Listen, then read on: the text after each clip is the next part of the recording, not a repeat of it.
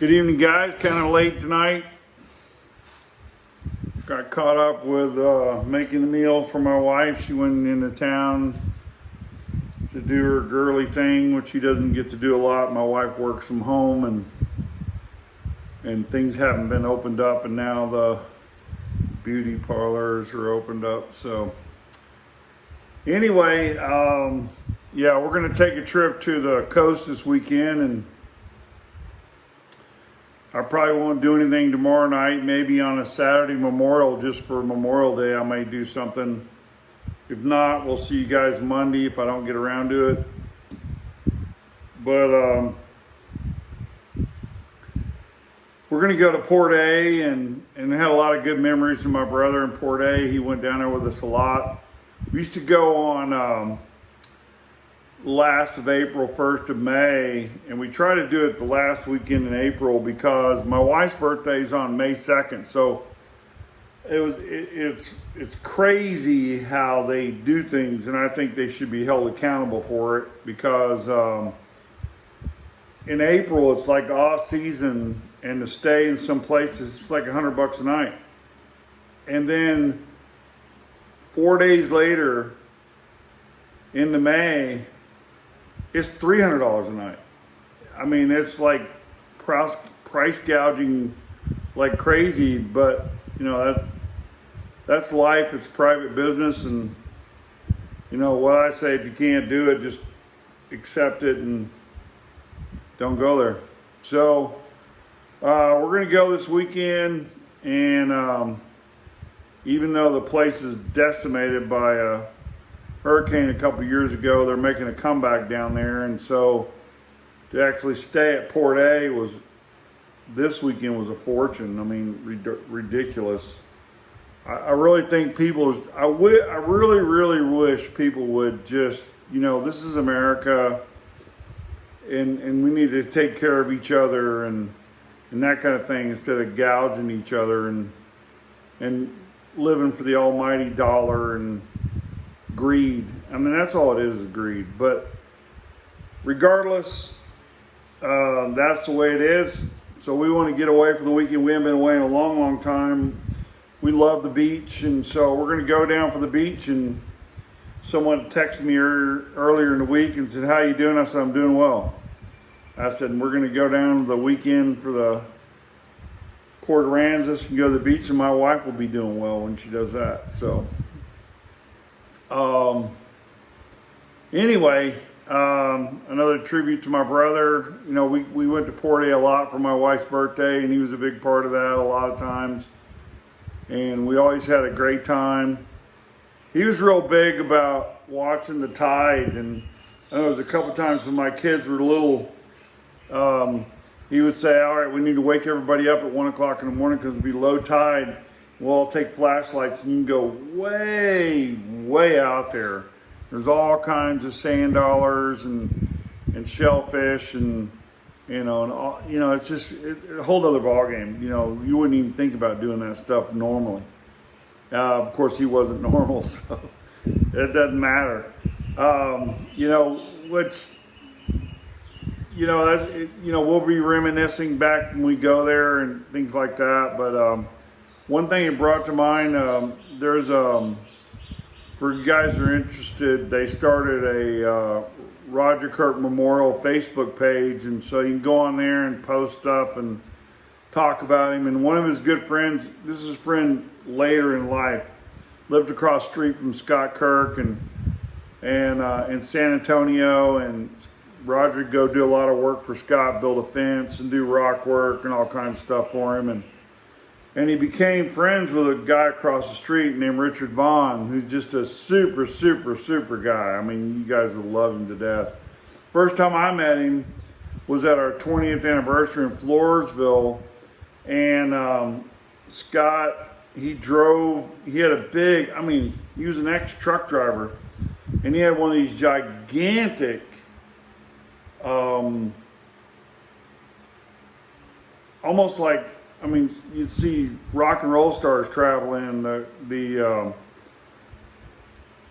I don't know what I'm trying to say here, but the traveling vans, the big buses and stuff, and RVs. Yeah. Anyway, this thing was huge and it was just packed. I mean, air conditioning, big refrigerator, lots of beds. We let Scott use it, and that's the first time I met him. We let Scott use it back when we were in Floresville and had our 20th anniversary party. And he brought it out there for him to stay on that first time I got to meet him. He lived across the street from Scott. Well, Roger became very good friends with him, and he's an old guy. It's like an old trucker, biker kind of guy, and kind of, old hippie, that kind of thing, and made good and did really well. Him and his wife, Marianne, love him to death.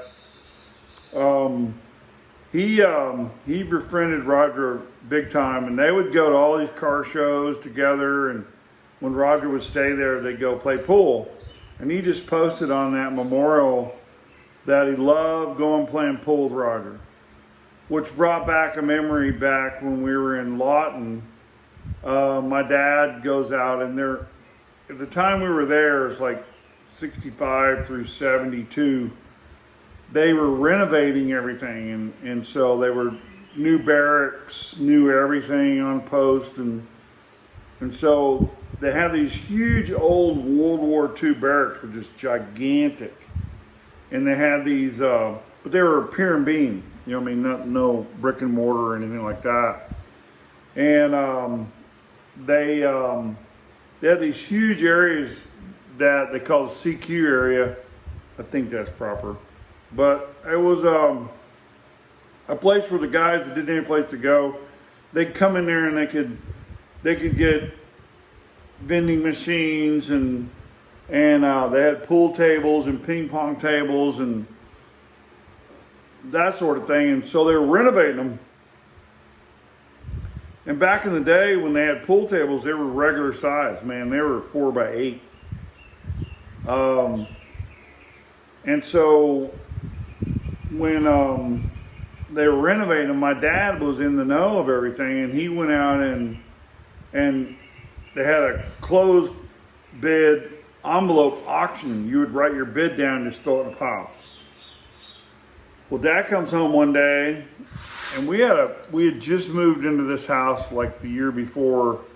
I mean, we moved in from 2 bedrooms, 3 boys, mom and dad, not Dad fresh out of Navy, going in the insurance business. 1 year, the next year, we're like, whatever you want.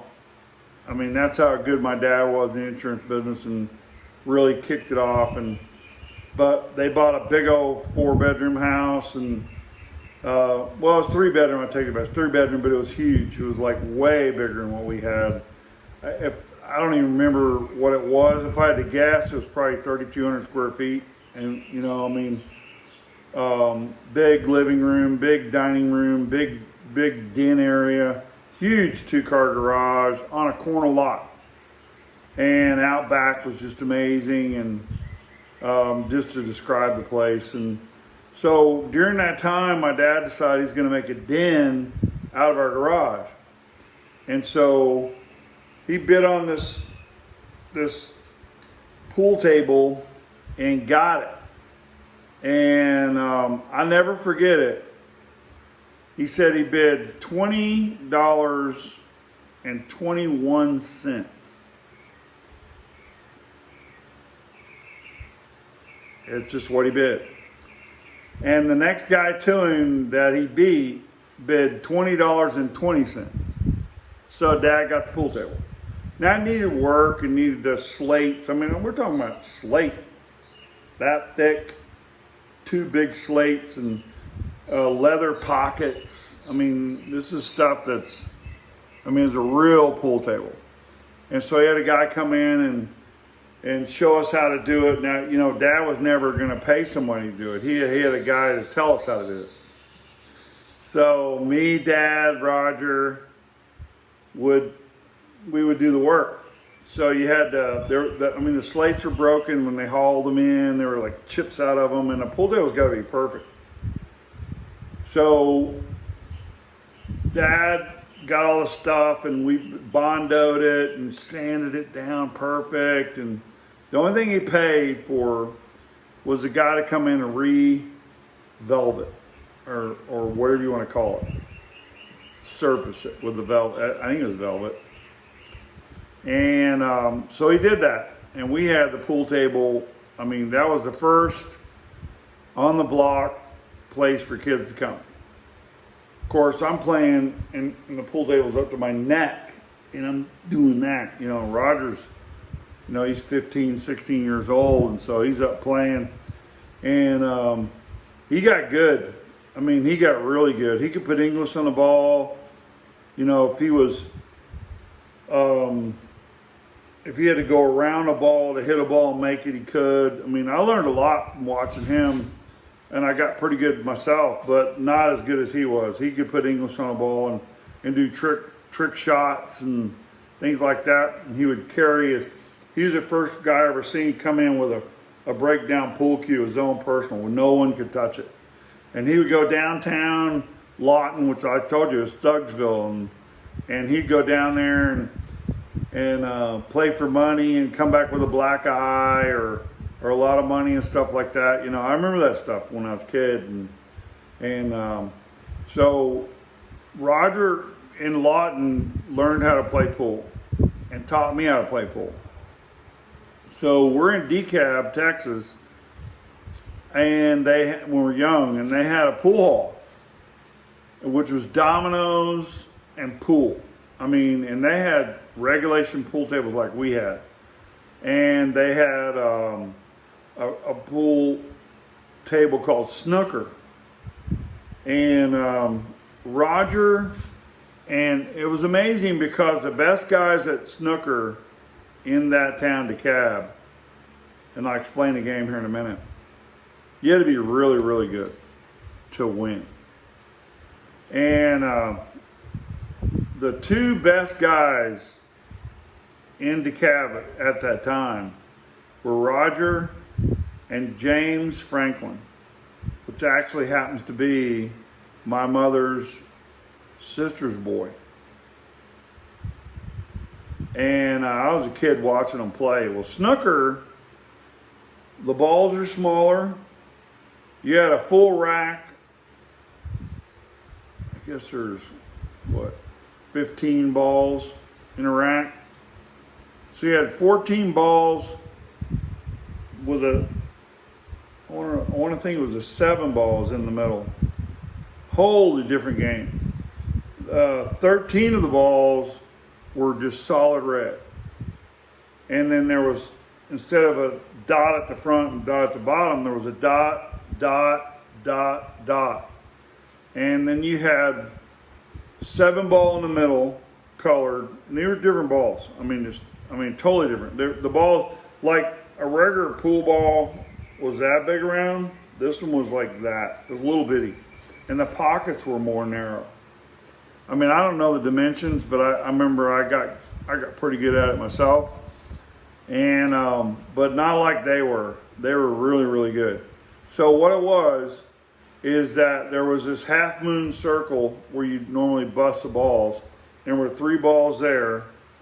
And so it was 1, 2, 3. And then there was a ball in the middle, the 4 ball. And I can't remember with a 5 and 6 right now. It's been so long since I played it, but there's a 5 and a 6 ball in there and a 7 ball. So then you had 13 balls. So you would break and you had to hit a red ball first before you can make a numbered ball. All right? And then normally what you had to do was you had to make a red ball. That's 1 point. And then whatever point you got for one of the other balls, you could shoot any of them on a table. But you had to spot it back where it was if all the red balls were still on the table. But once you got all the red balls off the table, then you went in order. And you would keep track of your points up there. So, I mean, I remember Roger and them, before any of the red balls were gone, they'd be in the 20s. I'm talking about, that's a normal game for the average guy. You get 20, 21, 22, 28. And before any of the red balls were gone, they'd have that many points. because you could shoot a red ball in, you could shoot any number ball.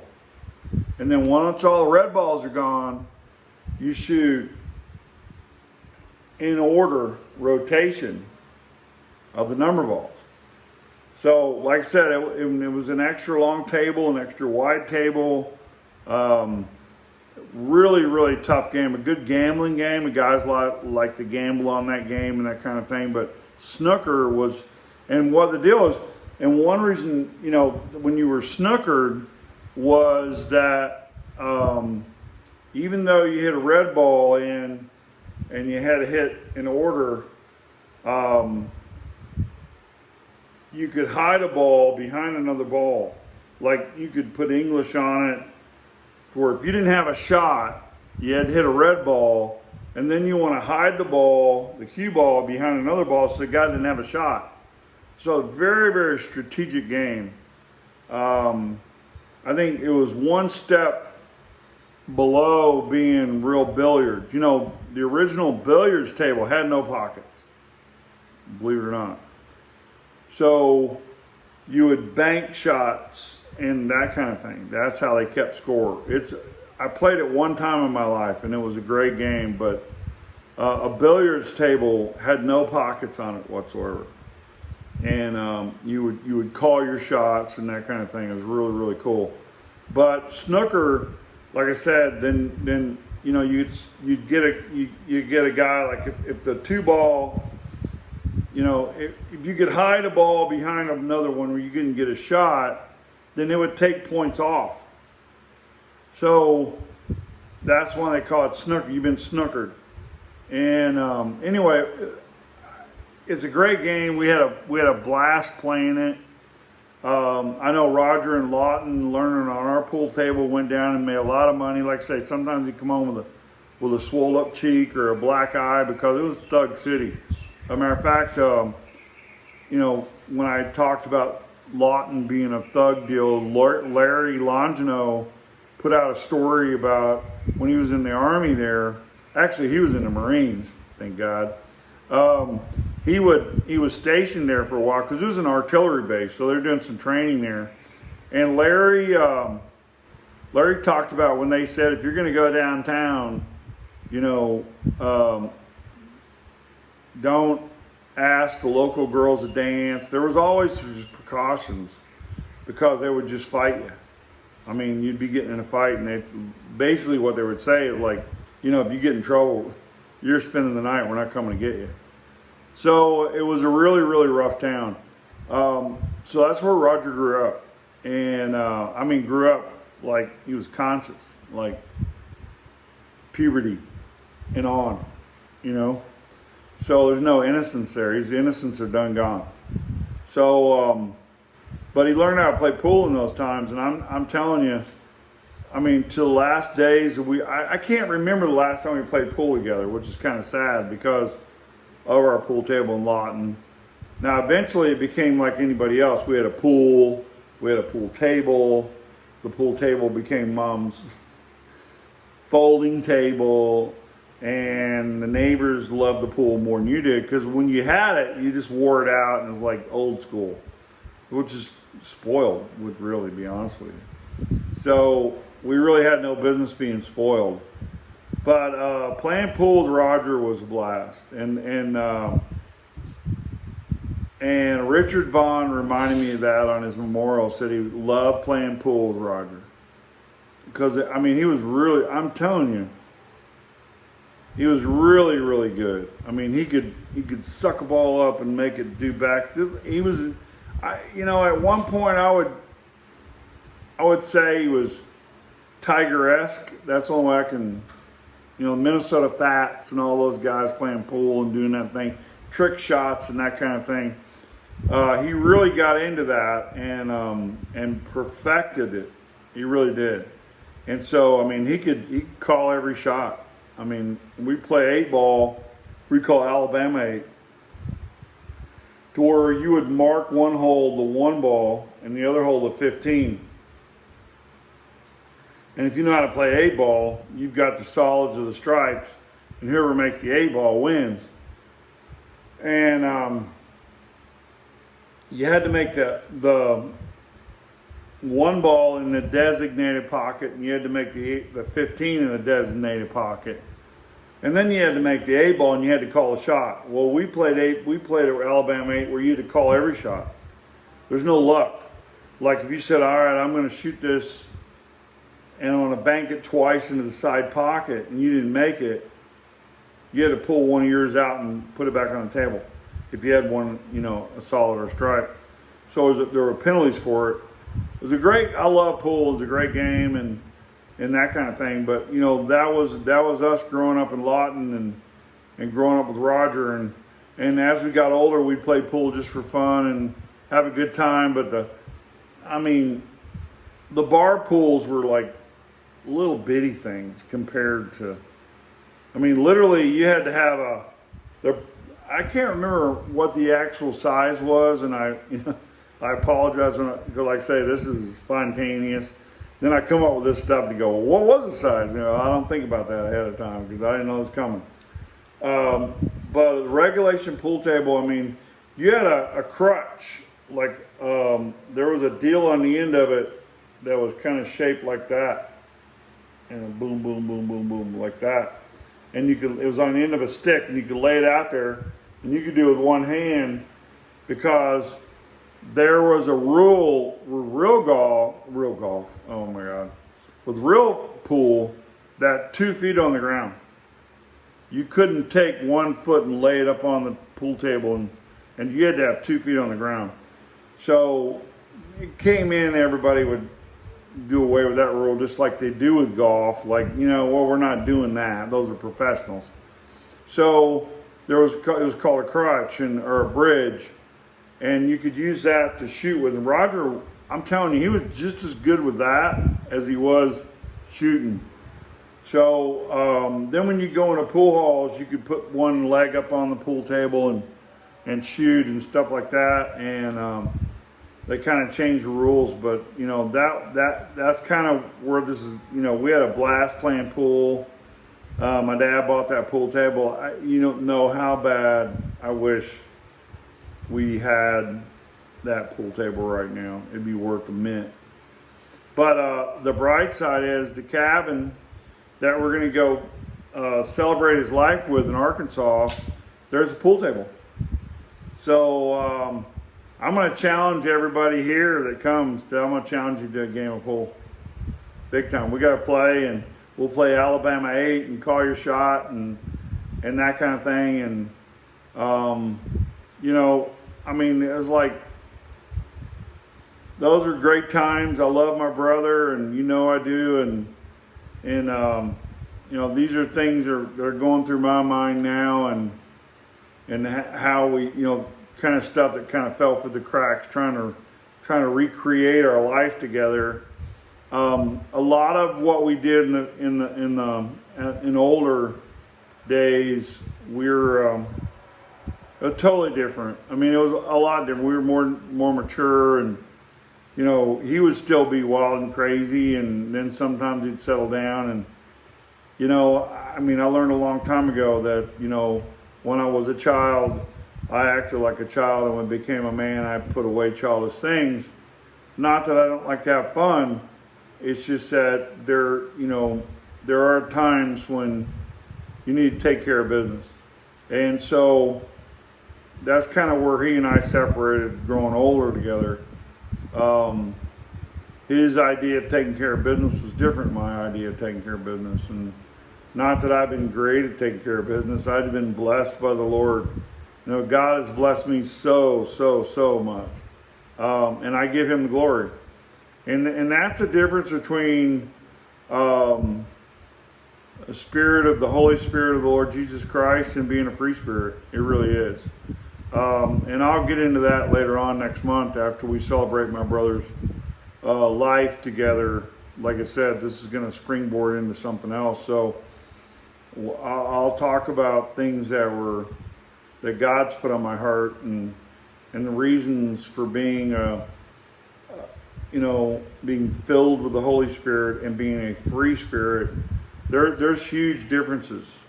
There's been a big misconception out there that if you gave your life to Christ, you just give up your life. Be honest with you, that's when you gain your life. When you give up, there's a song written by Alvin Slaughter called El Shaddai. It's a great song. And in that song, those lyrics say, and this is God speaking, what's that you have in your hand? If you're willing to lose it, I can use it. If you give it to me, I'll take it, I'll break it, I'll bless it, and I'll return it to you 100-fold. I've experienced that on a daily basis. So the lie is that you give your life to God, you're done, you're a slave. No, you're a bond servant for sure, but that's when your life actually becomes free. I'm talking about free into eternity, free to, I can't describe it. It's such a freedom compared to being a free spirit on earth. Because being a free spirit on earth binds you to this earth.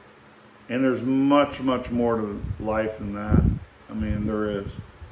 So, but like I said, we're going to celebrate his life. I'm celebrating the good memories. They well outweighed the bad, and even his Carol and his ex-wife said, that thank you for reminding me that there were good times, because there were a lot of bad. I mean, we're all that way. We're all susceptible to hurting the ones we love the most. And so I'll just say right now, if there's anyone out there that I've hurt, forgive me. I mean that from the bottom of my heart. Because my intentions were not that. And I think that Roger was the same way. He would say the same thing if he was sitting here right now. He would say, forgive me if I hurt you, because I loved you so much that I just couldn't deal with the situation anymore, and I had to move on. So, I love you guys. I think you guys are an inspiration to the world, and I think that the influence that he had on everybody's life, good or bad, had to change you. So, just like when I was making this thing, talking to Carolyn, I said, that's what God asked me to do. The Lord said, how do I look at you? And when you're forgiven, he looks at you in just a bright light. He doesn't dwell on the past. He doesn't dwell on sin. He knows you by your name, and he forgives you. So that's what we're to do with one another, big time. And so, like I say, I don't have any words to sing tonight. I just like to play a little bit and let it go out like that. Talking to Dylan this week, who's taking it very, very hard this week and couldn't hardly talk. God bless you, Dylan. I love you, brother. In that, Carolyn had mentioned that, she'd heard me play. And a lot of people, they don't know I can play the harp. Like I said, the blues is something that, it's sorrow and downtrodden and that kind of thing. I mean, it's soulful music, but for years I haven't been sorrowful and downhearted because of Jesus Christ in my life. So it's kind of hard to come back there. But, I can play a little bit, and Dylan said that Carolyn said, Dan, the spirit of Roger's with Ward, because I've never heard him play like that. And it could be, I've always been able to, he's taught me how to play a long time ago. Like I said, he's going to put it in your mouth and breathe. And I just never did it a lot, you know, but I like the sound of it. I was listening to the guy today, I sent it to Scott, I played in the key of E. Man, it wasn't even 3 minutes long. That guy was good, real good. Made me want to get a harmonica in the key of E. But I'll play a little bit, you know, just in memory of Roger, and hopefully it'll be a soulful thing, and we can bring it all together. I can't wait. I really can't. It's going to be awesome.